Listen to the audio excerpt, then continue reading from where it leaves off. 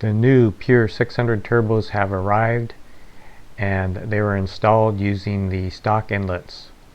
Shown here is how I modified the stock inlets to accept the 2-inch flange of the Pure Turbos. The stock inlets were first trimmed to 2 inches, and a 2-inch OD silicone hose was bonded on using first AC79 primer and then bonding it with seal epoxy. A 2-inch IED silicone hose was then clamped on. Here is a Virtual Dyno screenshot simulating a Mustang dyno using the Pure600 Turbos.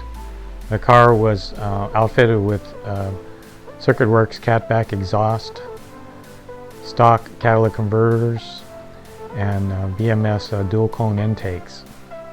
The tune is a conservative track tune from Wedge Performance, actually made for the VTT Stage 1 turbos.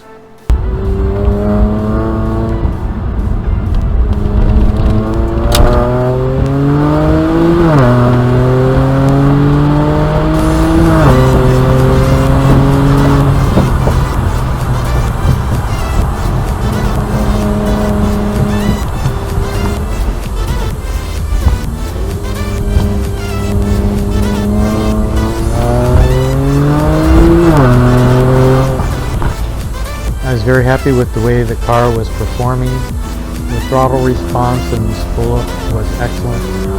The car would pull from a very low RPM all the way through to the red line. The linear throttle mapping made the car controllable even though the DPC was off and there were no power limitations per gear.